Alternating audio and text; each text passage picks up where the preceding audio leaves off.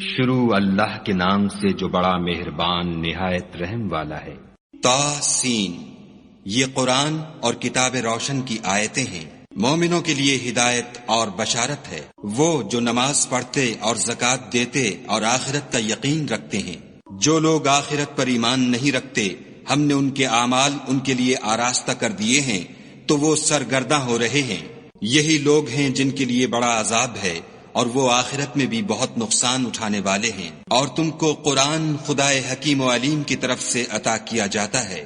جب موسیٰ نے اپنے گھر والوں سے کہا کہ میں نے آگ دیکھی ہے، میں وہاں سے رستے کا پتہ لاتا ہوں یا سلگتا ہوا انگارہ تمہارے پاس لاتا ہوں تاکہ تم تاپو۔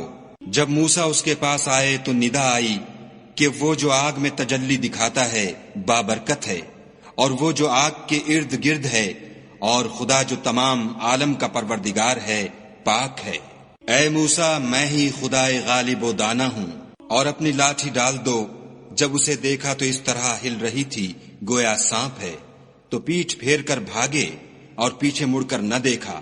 حکم ہوا کہ موسیٰ ڈرو مت، ہمارے پاس پیغمبر ڈرا نہیں کرتے۔ ہاں، جس نے ظلم کیا پھر برائی کے بعد اسے نیکی سے بدل دیا تو میں بخشنے والا مہربان ہوں۔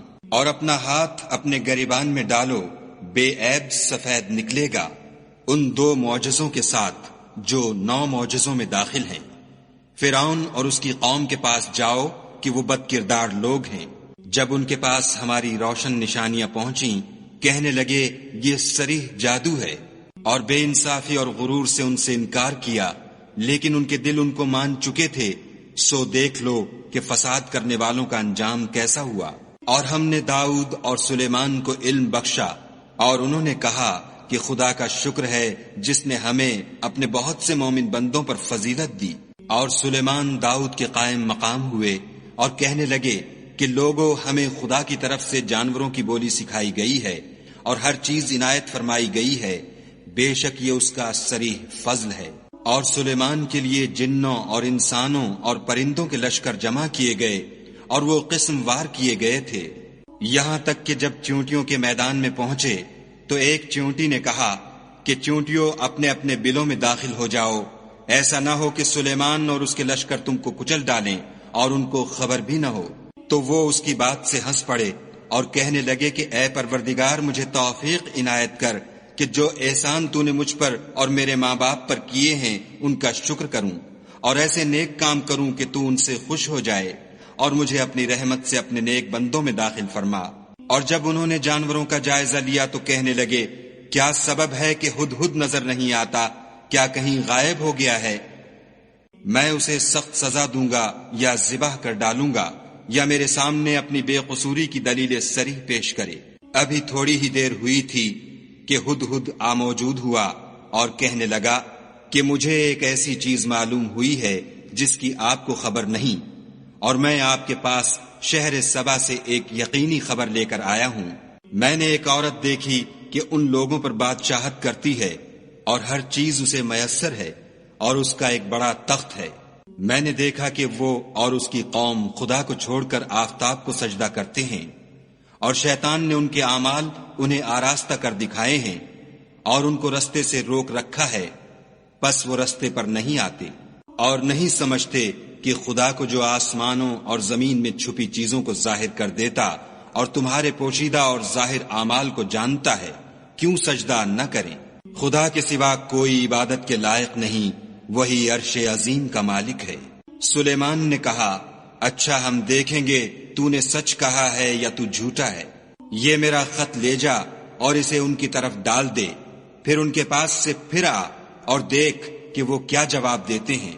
ملکہ نے کہا کہ دربار والوں، میری طرف ایک نامہ گرامی ڈالا گیا ہے، وہ سلیمان کی طرف سے ہے، اور مضمون یہ ہے کہ شروع خدا کا نام لے کر جو بڑا مہربان نہایت رحم والا ہے، بعد اس کے یہ کہ مجھ سے سرکشی نہ کرو اور مطیع و منقاد ہو کر میرے پاس چلے آؤ۔ خط سنا کر کہنے لگی کہ اے اہل دربار، میرے اس معاملے میں مجھے مشورہ دو، جب تک تم حاضر نہ ہو اور صلاح نہ دو میں کسی کام کو فیصل کرنے والی نہیں۔ وہ بولے کہ ہم بڑے زور آور اور سخت جنگجو ہیں، اور حکم آپ کے اختیار ہے، تو جو حکم دیجئے گا اس کے معال پر نظر کر لیجئے گا۔ اس نے کہا کہ بادشاہ جب کسی شہر میں داخل ہوتے ہیں تو اس کو تباہ کر دیتے ہیں اور وہاں کے عزت والوں کو ذلیل کر دیا کرتے ہیں، اور اسی طرح یہ بھی کریں گے۔ اور میں ان کی طرف کچھ تحفہ بھیجتی ہوں اور دیکھتی ہوں کہ قاصد کیا جواب لاتے ہیں۔ جب قاصد سلیمان کے پاس پہنچا تو سلیمان نے کہا، کیا تم مجھے مال سے مدد دینا چاہتے ہو؟ جو کچھ خدا نے مجھے عطا فرمایا ہے وہ اس سے بہتر ہے جو تمہیں دیا ہے۔ حقیقت یہ ہے کہ اپنے تحفے سے تم ہی خوش ہوتے ہوگے۔ ان کے پاس واپس جاؤ، ہم ان پر ایسے لشکر لے کر حملہ کریں گے جن کے مقابلے کی ان میں طاقت نہ ہوگی، اور ان کو وہاں سے بے عزت کر کے نکال دیں گے اور وہ ذلیل ہوں گے۔ سلیمان نے کہا کہ اے دربار والو، کوئی تم میں ایسا ہے کہ قبل اس کے کہ وہ لوگ فرما بردار ہو کر ہمارے پاس آئیں ملکہ کا تخت میرے پاس لے آئے؟ جنات میں سے ایک قوی ہیکل جن نے کہا کہ قبل اس کے کہ آپ اپنی جگہ سے اٹھیں میں اس کو آپ کے پاس لا حاضر کرتا ہوں، اور مجھے اس پر قدرت بھی حاصل ہے اور امانت دار بھی ہوں۔ ایک شخص جس کو کتاب الہی کا علم تھا کہنے لگا کہ میں آپ کی آنکھ کے جھپکنے سے پہلے اسے آپ کے پاس حاضر کیے دیتا ہوں۔ جب سلیمان نے تخت کو اپنے پاس رکھا ہوا دیکھا تو کہا کہ یہ میرے پروردگار کا فضل ہے تاکہ مجھے آزمائے کہ میں شکر کرتا ہوں یا کفران نعمت کرتا ہوں، اور جو شکر کرتا ہے تو اپنے ہی فائدے کے لیے شکر کرتا ہے، اور جو ناشکری کرتا ہے تو میرا پروردگار بے پرواہ اور کرم کرنے والا ہے۔ سلیمان نے کہا کہ مالکہ کے امتحان عقل کے لیے اس کے تخت کی صورت بدل دو، دیکھیں کہ وہ سوجھ بوجھ رکھتی ہے یا ان لوگوں میں سے ہے جو سوجھ نہیں رکھتے۔ جب وہ آ پہنچی تو پوچھا گیا کہ کیا آپ کا تخت بھی اسی طرح کا ہے؟ اس نے کہا کہ یہ تو گویا ہو بہو وہی ہے، اور ہم کو اس سے پہلے ہی سلیمان کی عظمت و شان کا علم ہو گیا تھا، اور ہم فرما بردار ہیں۔ اور وہ جو خدا کے سوا اور کی پرستش کرتی تھی سلیمان نے اس کو اس سے منع کیا، اس سے پہلے تو وہ کافروں میں سے تھی۔ پھر اس سے کہا گیا کہ محل میں چلیے۔ جب اس نے اس کے فرش کو دیکھا تو اسے پانی کا حوض سمجھا اور کپڑا اٹھا کر اپنی پنڈلیاں کھول دیں۔ سلیمان نے کہا یہ ایسا محل ہے جس کے نیچے بھی شیشے جڑے ہوئے ہیں۔ وہ بول اٹھی کہ پروردگار میں اپنے آپ پر ظلم کرتی رہی تھی، اور اب میں سلیمان کے ہاتھ پر خدائے رب العالمین پر ایمان لاتی ہوں۔ اور ہم نے سمود کی طرف ان کے بھائی صالح کو بھیجا کہ خدا کی عبادت کرو، تو وہ دو فریق ہو کر آپس میں جھگڑنے لگے۔ صالح نے کہا کہ اے قوم، تم بھلائی سے پہلے برائی کے لیے کیوں جلدی کرتے ہو، اور خدا سے بخشش کیوں نہیں مانگتے تاکہ تم پر رحم کیا جائے؟ وہ کہنے لگے کہ تم اور تمہارے ساتھی ہمارے لیے شگون بد ہیں۔ صالح نے کہا کہ تمہاری بدشگونی خدا کی طرف سے ہے، بلکہ تم ایسے لوگ ہو جن کی آزمائش کی جاتی ہے۔ اور شہر میں 9 شخص تھے جو ملک میں فساد کیا کرتے تھے اور اصلاح سے کام نہیں لیتے تھے۔ کہنے لگے کہ خدا کی قسم کھاؤ کہ ہم رات کو اس پر اور اس کے گھر والوں پر شبخون ماریں گے، پھر اس کے وارثوں سے کہہ دیں گے کہ ہم تو اس کے گھر والوں کے موقع ہلاکت پر گئے ہی نہیں، اور ہم سچ کہتے ہیں۔ اور وہ ایک چال چلے اور ہم بھی ایک چال چلے، اور ان کو کچھ خبر نہ ہوئی۔ تو دیکھ لو کہ ان کی چال کا انجام کیسا ہوا۔ ہم نے ان کو اور ان کی قوم سب کو ہلاک کر ڈالا۔ اب یہ ان کے گھر ان کے ظلم کے سبب خالی پڑے ہیں۔ جو لوگ دانش رکھتے ہیں ان کے لیے اس میں نشانی ہے، اور جو لوگ ایمان لائے اور ڈرتے تھے ان کو ہم نے نجات دی۔ اور لوط کو یاد کرو جب انہوں نے اپنی قوم سے کہا کہ تم بے حیائی کے کام کیوں کرتے ہو، اور تم دیکھتے ہو کیا تم عورتوں کو چھوڑ کر لذت حاصل کرنے کے لیے مردوں کی طرف مائل ہوتے ہو؟ حقیقت یہ ہے کہ تم احمق لوگ ہو۔ تو ان کی قوم کے لوگ بولے تو یہ بولے، اور اس کے سوا ان کا کچھ جواب نہ تھا کہ لوط کے گھر والوں کو اپنے شہر سے نکال دو، یہ لوگ پاک بننا چاہتے ہیں۔ تو ہم نے ان کو اور ان کے گھر والوں کو نجات دی، مگر ان کی بیوی کہ اس کی نسبت ہم نے مقرر کر رکھا تھا کہ وہ پیچھے رہنے والوں میں ہوگی۔ اور ہم نے ان پر مہ برسایا، سو جو میں ان لوگوں پر برسا جن کو متنبع کر دیا گیا تھا برا تھا۔ کہہ دو کہ سب تعریف خدا ہی کو سزاوار ہے، اور اس کے بندوں پر سلام ہے جن کو اس نے منتخب فرمایا، بھلا خدا بہتر ہے یا وہ جن کو یہ اس کا شریک بناتے ہیں؟ بھلا کس نے آسمانوں اور زمین کو پیدا کیا اور کس نے تمہارے لیے آسمان سے پانی برسایا؟ ہم نے، پھر ہم نے اس سے سرسبز باغ اگائے۔ تمہارا کام تو نہ تھا کہ تم ان کے درختوں کو اگاتے، تو کیا خدا کے ساتھ کوئی اور بھی معبود ہے؟ ہرگز نہیں، بلکہ یہ لوگ رستے سے الگ ہو رہے ہیں۔ بھلا کس نے زمین کو قرارگاہ بنایا اور اس کے بیچ نہریں بنائیں اور اس کے لیے پہاڑ بنائے، اور کس نے دو دریاؤں کے بیچ اوٹ بنائی؟ یہ سب کچھ خدا نے بنایا، تو کیا خدا کے ساتھ کوئی اور معبود بھی ہے؟ ہرگز نہیں، بلکہ ان میں اکثر دانش نہیں رکھتے۔ بھلا کون بے قرار کی التجا قبول کرتا ہے جب وہ اس سے دعا کرتا ہے، اور کون اس کی تکلیف کو دور کرتا ہے، اور کون تم کو زمین میں اگلوں کا جانشین بناتا ہے؟ یہ سب کچھ خدا کرتا ہے، تو کیا خدا کے ساتھ کوئی اور معبود بھی ہے؟ ہرگز نہیں، مگر تم بہت کم غور کرتے ہو۔ بھلا کون تم کو جنگل اور دریا کے اندھیروں میں رستہ بتاتا، اور کون ہواؤں کو اپنی رحمت کے آگے خوشخبری بنا کر بھیجتا ہے؟ یہ سب کچھ خدا کرتا ہے، تو کیا خدا کے ساتھ کوئی اور معبود بھی ہے؟ ہرگز نہیں۔ یہ لوگ جو شرک کرتے ہیں، خدا کی شان اس سے بلند ہے۔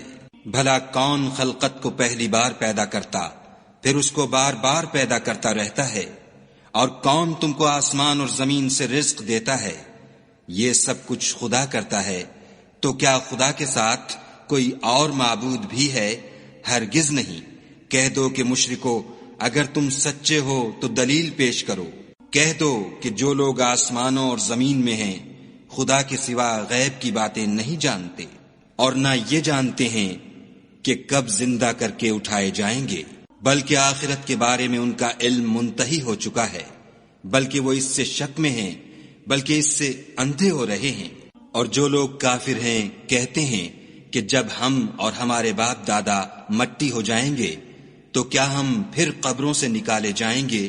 یہ وعدہ ہم سے اور ہمارے باپ دادا سے پہلے سے ہوتا چلا آیا ہے۔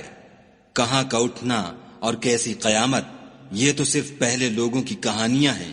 کہہ دو کہ ملک میں چلو پھرو، پھر دیکھو کہ گناہ گاروں کا انجام کیا ہوا، اور ان کے حال پر غم نہ کرنا، اور نہ ان چالوں سے جو یہ کر رہے ہیں تنگ دل ہونا، اور کہتے ہیں کہ اگر تم سچے ہو تو یہ وعدہ کب پورا ہوگا؟ کہہ دو کہ جس عذاب کے لیے تم جلدی کر رہے ہو شاید اس میں سے کچھ تمہارے نزدیک آ پہنچا ہو، اور تمہارا پروردگار تو لوگوں پر فضل کرنے والا ہے، لیکن ان میں سے اکثر شکر نہیں کرتے۔ اور جو باتیں ان کے سینوں میں پوشیدہ ہوتی ہیں اور جو کام وہ ظاہر کرتے ہیں، تمہارا پروردگار ان سب کو جانتا ہے۔ اور آسمانوں اور زمین میں کوئی پوشیدہ چیز نہیں ہے مگر وہ کتاب روشن میں لکھی ہوئی ہے۔ بے شک یہ قرآن بنی اسرائیل کے سامنے اکثر باتیں جن میں وہ اختلاف کرتے ہیں بیان کر دیتا ہے، اور بے شک یہ مومنوں کے لیے ہدایت اور رحمت ہے۔ تمہارا پروردگار قیامت کے روز ان میں اپنے حکم سے فیصلہ کر دے گا، اور وہ غالب اور علم والا ہے۔ تو خدا پر بھروسہ رکھو، تم تو حق صریح پر ہو۔